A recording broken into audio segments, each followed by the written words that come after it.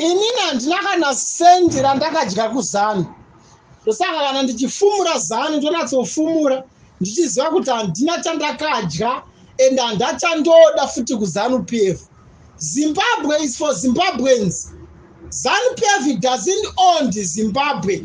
ZANU handiyo yakazvara nyika yeZimbabwe. Zimbabwe ndeye maZimbabweans. Saka madhara aya ari kufamba achinyepera nyika.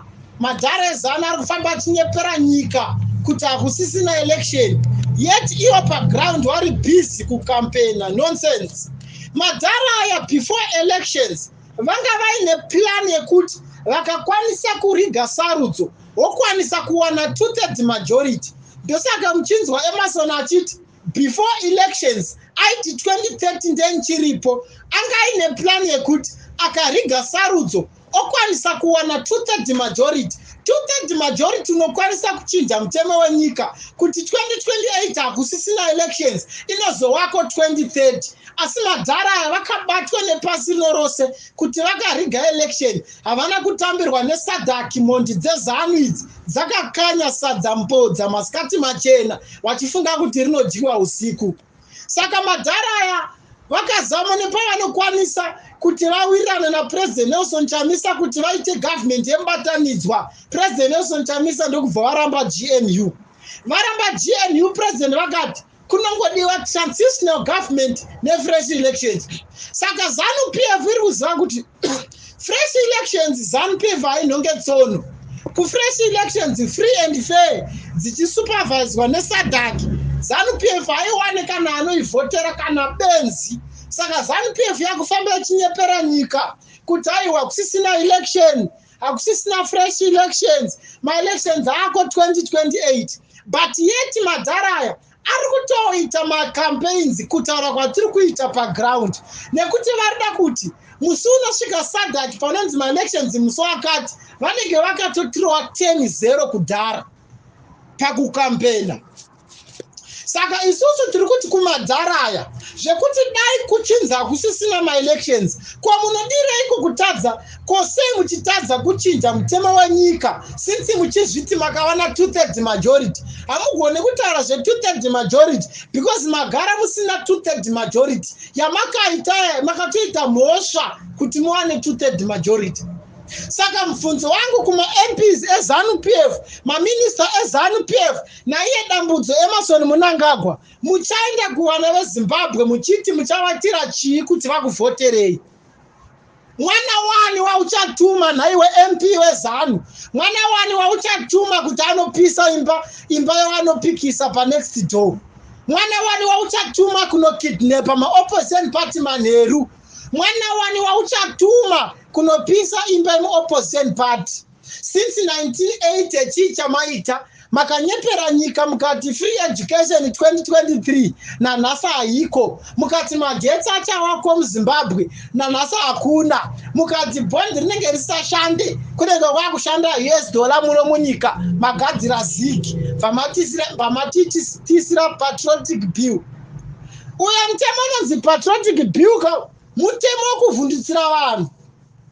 Saka nguva yekusorokwata yakapfuura iye zvino yangu yekudzana chokwadi kuti aiwa kamadhara hamungaswere muchitenderedza vanhu nekuda kwenhema. Ma-elections emuno muZimbabwe ari kutodzokororwa ende ma-elections ari kusuperviswa nesadhaki.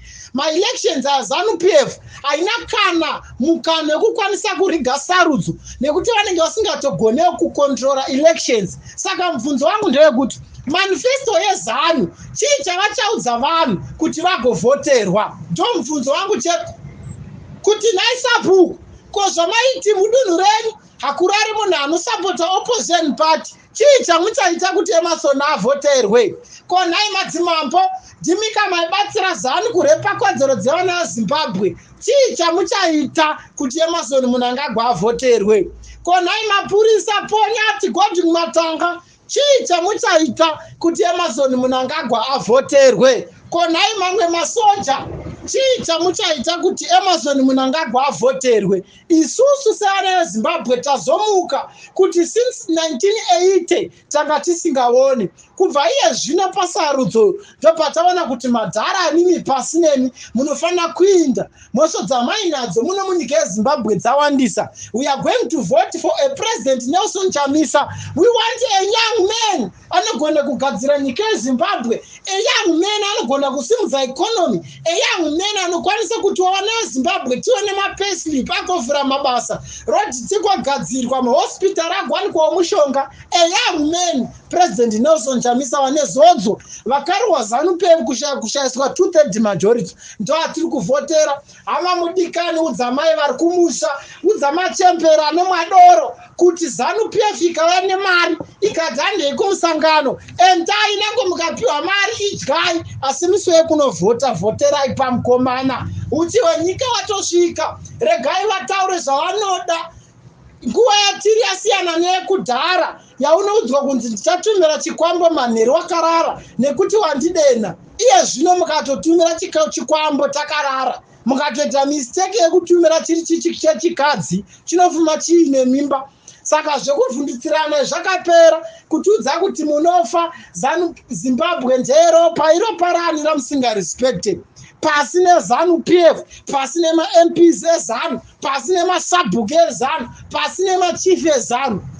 Fresh elections is coming, and we want to show ZANU-PF nema-MPs eZANU kuti we are going to vote for President Nelson Chamisa. Tiri kutoenda kunokampena kumamisha kukambenera president. Iye zvino tiri mubishi kutaurira vanhu kuti President Nelson Chamisa ndo vanosunungura nyika yeZimbabwe. Gore rino haripera hama mudikani. Mumba mako munenge mane maguta, nhamo inenge yapera, vana vasina kuroora vanenge vakunororwawo, vana vasina kuroora vanenge vakunorora nekuti nyika yeZimbabwe inenge yadzokedzana. Mutemo unenge wakushanda usingatarise kuti wabuda mupamani. President Nelson Chamisa ndiwo woga vachauya kune mamwe mapati akazara kuPoland, achauya achitaura kuti aiwa tivhoterei, voterai President Nelson Chamisa. I thank you.